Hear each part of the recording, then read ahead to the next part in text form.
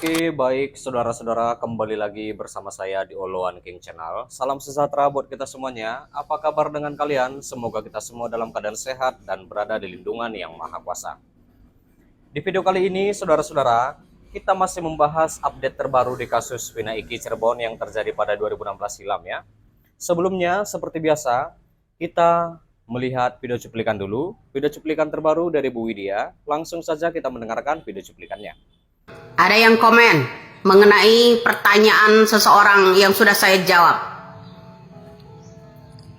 Yang saya tanyakan kemana Gibran di pelantikan anggota-anggota baru DPR kemarin, hanya Prabowo toh. Dia jawab komen di situ, bilang Prabowo kan hadir sebagai Menhan. Tolol kali kamu di situ, buta kali kamu di situ, tuli kali jadi orang di situ.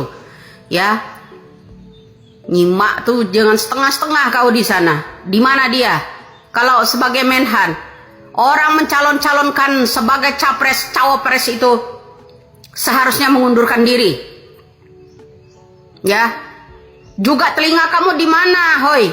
Alangkah pajeroknya kamu ini, panjang jenggot otak separoh. Ya, karena bilang itu sebagai Menhan, itu pengumumannya di DPR itu presiden terpilih. Siapa yang milih? Tanpa kampanye kan? Menang kan? Sebelum pemilu tanpa kampanye 01 sekian persen, 03 sekian persen, 02 udah sekian persen. Itu udah ada dari yang namanya Kodari dan kawan-kawan. Ya kan? Anggota-anggota Polri, TNI, bahkan perangkat-perangkat desa yang katanya harus netral, tapi diinstruksikan semua. Beda loh. Presiden yang terpilih sama presiden yang dipilih oleh seseorang. Ya kan, beda. Ya. Dan saya kasih tahu Anda semua, di depan DPR, anggota MPR, anggota DPR, dia kemarin bilang, Indonesia akan imbasnya dari nuklir masalah Palestina dan Israel. Negara kok ditakut-takuti begini? Selalu ditakut-takuti. Kalau nggak PKI dulu ya, ditakut-takuti ya. Indonesia ditakuti lagi, Indonesia 2030 tenggelam. Sekarang pakai nuklir. Ya, disebut lagi Indonesia udah nggak ada. Ya kan 2030 kamu ngapain kamu jabat presiden kalau prediksi kamu seperti itu, Indonesia akan ada imbasnya lagi dari nuklirnya Israel dan Palestina. Ada apa ini? Apakah ada utusan Anda yang bekerja sama dengan Israel untuk meledakkan Indonesia? Saya yang justru yang tanya balik loh. Ada yang aneh dalam pembicaraanmu itu.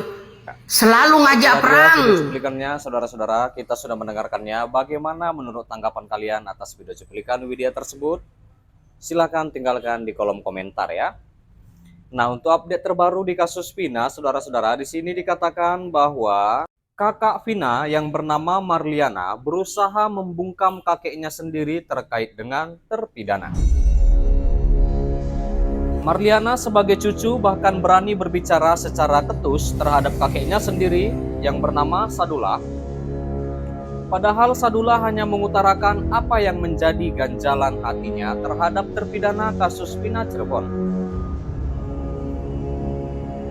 Sadullah bercerita sejak awal kasus Vina Cirebon ia sama sekali tak mengenal para terpidana.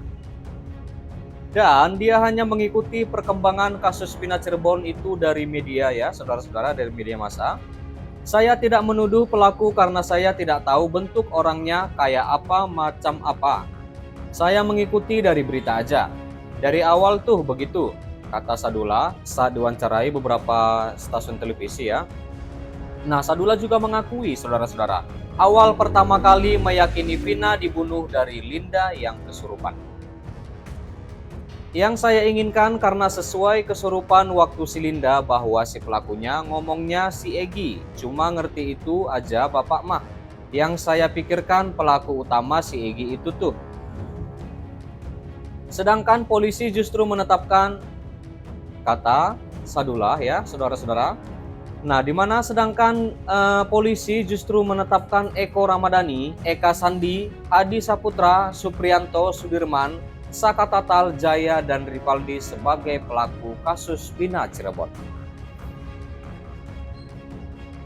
Padahal Sadullah sendiri ragu jika 8 orang ini melakukan pembunuhan dan pemerkosaan terhadap cucunya, yaitu Vina ya, pada Sabtu 27 Agustus 2016 silam. Kalau ini sih nggak begitu percaya, dari awal nggak begitu percaya, ragu. Betul, masih ragu. Jadi belum percayanya secepat itu. Lanjut Sadullah. Bukan tanpa alasan, ada beberapa faktor yang membuat Sadullah ragu terhadap 8 terpidana kasus Vina Cirebon, saudara-saudara. Di mana yang pertama adalah para pelaku justru kembali ke lokasi yang disebut-sebut sebagai tempat kejadian perkara atau TKP kasus Vina Cirebon. Kalau dia melakukan pembunuhan kemarin, tapi besoknya, tapi besoknya datang ke tempat itu lagi. Jadi ada kejanggalan, rata-rata kalau melakukan itu udah kabur kemana-mana. Lanjut Pak Sadullah. Dan saudara-saudara, faktor kedua yakni soal durasi waktu penangkapan. Eki dan Vina ditemukan tewas di Jembatan Talun, Cirebon itu pada 31 Agustus 2016. Polisi yang dipimpin Ibtu Rudiana sudah menangkap para pelaku. Enggak disampaikan soal keraguan. Bapak kurang paham. Bapak percaya aja sih waktu ada penangkapan. Ya percaya aja Bapak mah, karena yang tahu kepolisian. Kalau Bapak nggak ngerti, cuma pikir sama kita agak janggal dikit. Kok cepat banget nangkapnya? Lanjut Pak Sadullah. Nah, belum selesai bicara jujur, Sadullah sudah dibungkam oleh cucunya sendiri yaitu Marliana. Marliana mendadak menghubungi Sadullah lewat telepon. Kakak Vina meminta Sadullah menolak wawancara. Bilang aja suruh ke lawyer, kata Marliana. Iya nanti, jawab Sadullah. Marliana rupanya khawatir bila Sadullah ini salah dalam memberikan keterangan soal kasus Vina Cirebon, saudara-saudara. Di mana ia mengatakan, nanti salah lagi, kata Marliana. Enggak apa-apa, kata Sadullah. Enggak apa-apa, baik, suruh lawyer aja, kata Marliana, kakak yang Vina.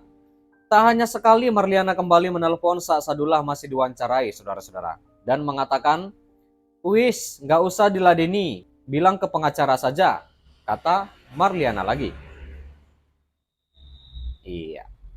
Baik, saudara-saudara, sampai di sini dulu pertemuan kita di kasus Vina, update terbaru di kasus Vina Eki Cirebon yang terjadi pada 2016 silam. Terima kasih buat saudara-saudara yang sudah menonton, yang sudah support aku. Jangan lupa di like, berikan komentar kalian di bawah, dan please share video ini dan subscribe dan nyalakan loncengnya. Terima kasih.